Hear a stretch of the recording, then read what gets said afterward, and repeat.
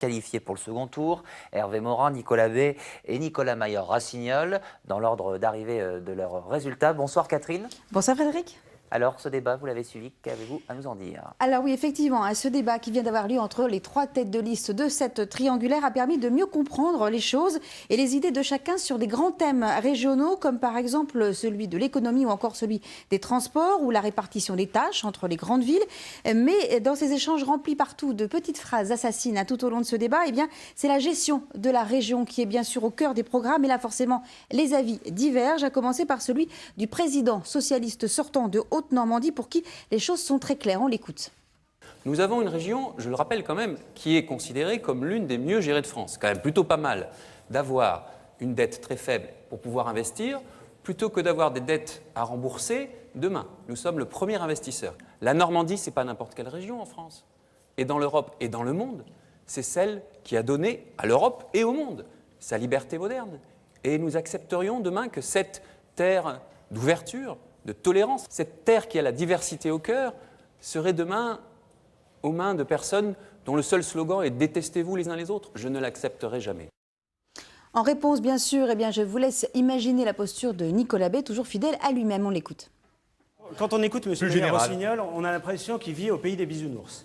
Une récente étude des Échos a montré que la Normandie, malheureusement, est la 20e région sur 22 où il fait bon vivre en France, c'est-à-dire que nous sommes avant-dernier du classement. C'est évidemment pas très satisfaisant parce qu'aujourd'hui, il y a énormément de problèmes en Normandie. On parlait du chômage tout à l'heure, la pauvreté, l'illettrisme, c'est vrai. Moi, je crois qu'il y a une nécessité de vision stratégique pour la région. Comment on fait pour que la Normandie demain soit attractive? Comment on fait pour que la Normandie développe des vrais pôles d'excellence? Alors, ces petites joutes verbales, Hervé Morin, lui aussi, bien sûr, y a participé en insistant notamment sur la gestion différente qu'il propose pour la Grande Normandie. Ce n'est pas une région bien gérée, c'est une région sans ambition. On n'a pas investi, ce n'est pas la même chose.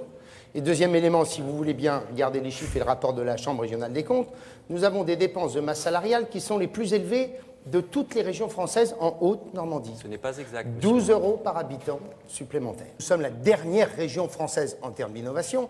Que nous ayons une économie qui puisse investir et que nous ayons une économie qui puisse exporter tout en bénéficiant de la commande publique autant que possible. Voilà des choses concrètes et c'est comme ça que les jeunes pourront se dire que leur avenir est en effet dans notre région. Voilà, et si vous voulez regarder la totalité de ces échanges constructifs et très nourris, eh bien, je vous rappelle que c'est à 22h50 sur notre antenne tout à l'heure. Pour la rediffusion. Alors Catherine, cette deuxième semaine, les états-majors ont sorti le grand jeu et les meetings se succèdent.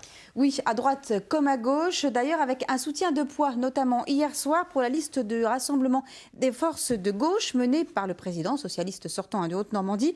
C'est Bernard Cazeneuve, le ministre de l'Intérieur, qui est venu en personne sur scène à la Hallotoile de Rouen, aux côtés de Nicolas Mayer-Rossignol, avec un objectif très clair, faire barrage à l'extrême droite et diriger la Grande Normandie. Dans la salle, Félix Bollez et Stéphane Lotte étaient là.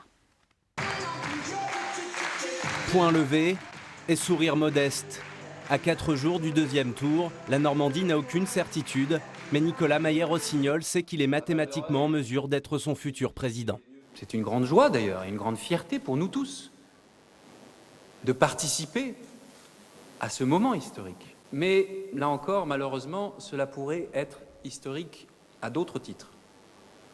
Et ce serait un cauchemar. Les métaphores s'enchaînent pour désigner un éventuel succès du Front National dimanche prochain. Aux grands mots, les grands remèdes. À la tribune, le ministre de l'Intérieur exhorte les Normands à ne pas oublier leur histoire. Nous pouvons par exemple imaginer une minute que nous pourrions laisser venir entrer en Normandie ceux que nos libérateurs ont chassés parce qu'ils s'étaient compromis avec le pire des régimes, le plus abject dans l'histoire de notre pays, cette extrême droite dont on sait les actes qu'elle a posés, éloignant la République de la France. Le ton devient plus léger quand il fut question d'aborder les compétences et le sérieux du candidat de droite, Hervé Morin. Il faut dire que lorsqu'il était ministre de la Défense, il avait diminué de 54 000 les effectifs du ministère de la Défense, mais la masse salariale avait augmenté. Après avoir galvanisé ses troupes, le PS sait qu'il doit désormais rassembler. C'est pas une question de parti, l'élection régionale, on est sur une élection locale. C'est un rassemblement de toutes les forces de gauche, bien sûr, et moi je porte ce rassemblement. Dimanche, le danger, c'est l'abstention et le renoncement. Donc si l'on va voter pour ceux qui incarnent l'espoir, l'espoir dimanche sera là et nous le fêterons ensemble. Prochaine étape ce soir à Mondeville, près de Caen, pour un meeting sous le signe, cette fois, de l'Union de la gauche. Alors toujours à propos de cette liste recomposée à gauche, les Verts justement ont tenu ce matin à Rouen à présenter dans une conférence de presse les candidats qui vont participer à ce rassemblement ainsi que les détails de cet accord programmatique. Une opération communication importante pour bien rappeler leur présence dans cette deuxième et dernière partie du scrutin régional. Deux informations à nous donner encore, Catherine? Oui, juste un dernier mot pour vous rappeler les deux meetings de ce soir qui ont lieu à Mondeville près de Caen pour Nicolas Maillard-Rossignol et à Saint-Lô pour Hervé Morin et ses colistiers. Voilà, à demain. Merci Catherine, à demain pour un nouveau journal de campagne. Dans le reste